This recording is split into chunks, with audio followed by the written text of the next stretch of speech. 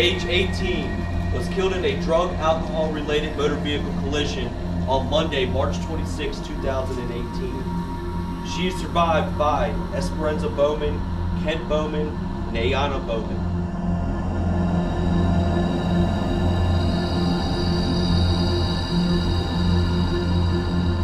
No one ever thinks about how fast their life can be taken. And when you're in a car with someone who might be distracted or drunk, it can be taken in the blink of an eye. If you could call this the case of State of Maryland versus Elizabeth Brazil.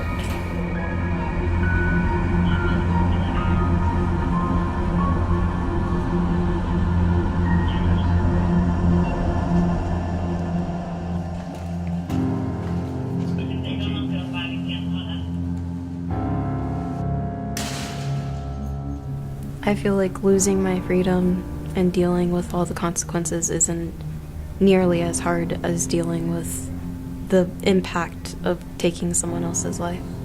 Brandon Walter Hill, age 17, was killed in a drug alcohol-related motor vehicle collision on Monday, March 26, 2018. He is survived by his father, Eric Hill, mother, Betty Hill, brother, Christopher Proctor, sister, Erica Hill, grandmothers, Hannah Barnes, and Melvina.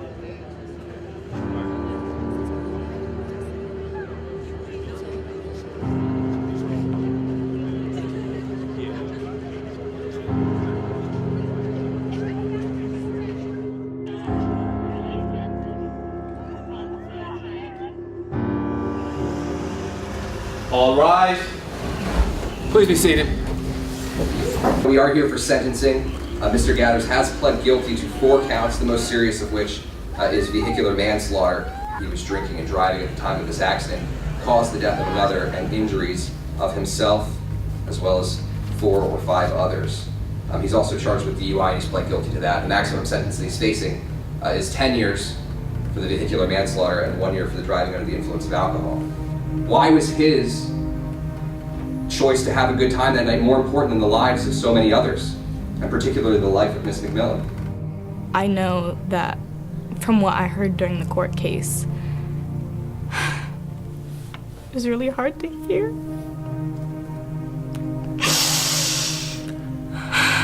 I would never want anyone to have to go through something like that. We're here about Hannah. She was involved in an accident a little while ago. Is she okay? No, I'm sorry. She didn't make it. She's actually gone to Baltimore. What happened? The person in the other car was arrested for driving under the influence. So what do we do now? She's been taken to Baltimore for autopsy. So you would have to call. I have 3 daughters. I fully expected to live long enough to be able to walk each one of them down the aisle. But I can't. My client will now be, as Your Honor knows, pleading to manslaughter, will be a felon for the rest of his life. Good luck getting the Naval Academy. That dream is dead. Good luck getting a security clearance. That'll never happen. Your Honor, have mercy on my client. That Your Honor consider his background and to have mercy on him, because his life has forever been changed as the lives of his victims. The court has to sentence you to the maximum. 10 years. Division of Correction.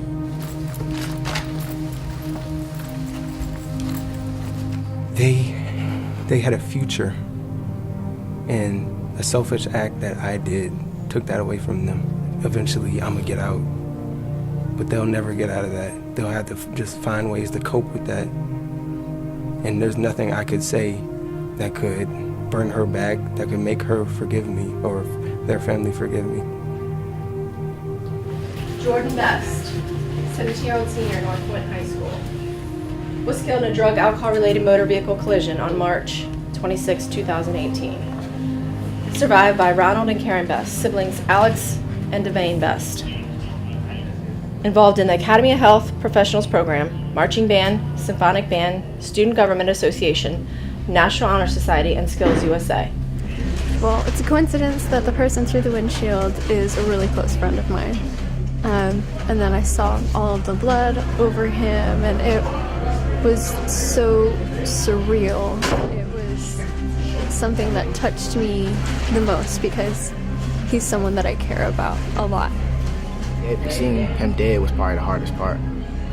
Given the severity of the incident with the people who are permanently injured as well as Mr. Alexander who lost his life, I believe there's no choice but to sentence you to the maximum for manslaughter by motor vehicle to 10 years in the Division of Corrections. You're remanded into the custody of the Sheriff's Ma'am.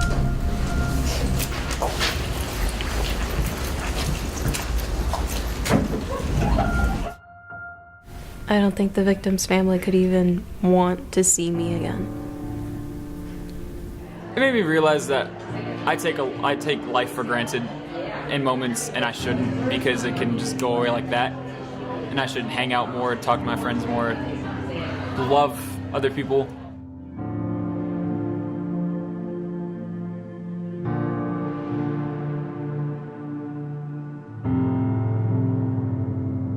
When I heard my friend screaming for help, all I wanted to do was help her, but knowing that she was stuck in the car, there was nothing I can do. I felt helpless, defenseless.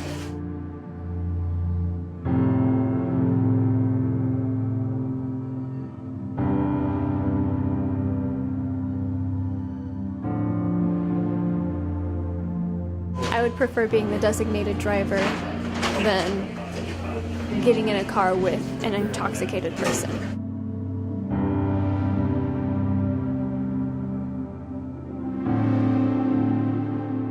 Don't text and drive. Don't drink and drive. That's what us teens today don't get. Driving is a privilege, and we take it for granted. We take our life for granted. We're too focused on, blasting music or texting our front back when as soon as you look up, it's a collision, and that's your life. I want people to know the effects of distracted driving and drunk driving and how it's not only going to affect your life but also the life of your family and your friends. Call a parent, call another friend that drives, call an Uber.